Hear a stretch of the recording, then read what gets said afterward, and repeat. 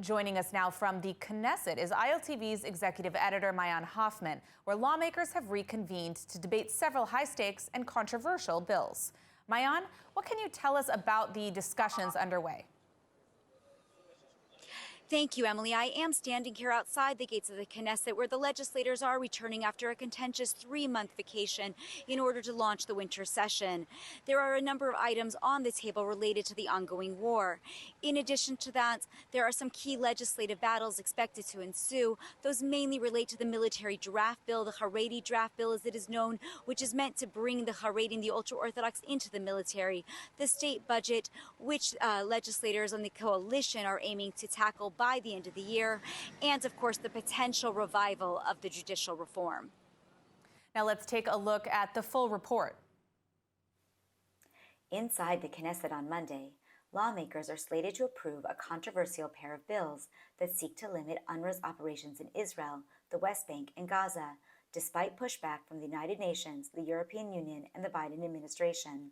One bill, sponsored by MKs Yulia Malinovsky and Danny Luz, would ban Israeli officials from having any contact with UNRWA, while another, led by MK Boaz Bismuth, would revoke the organization's 1967 authorization to operate in the country.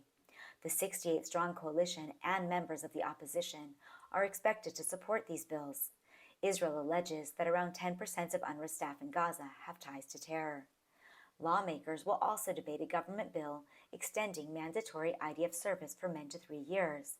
And, perhaps most controversial, the ultra-Orthodox draft bill, which is entangled with budget negotiations.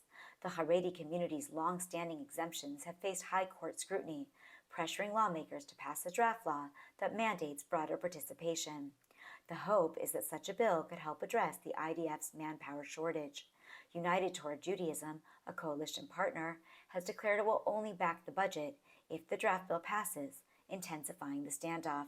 Prime Minister Benjamin Netanyahu aims to pass the budget by year-end, balancing war-related expenditures with a list of politically tough spending cuts and proposed tax hikes. Failure to finalize the budget by March 31 would trigger early elections, adding urgency as lawmakers strive to fund the ongoing war against Hamas and Hezbollah while maintaining political stability.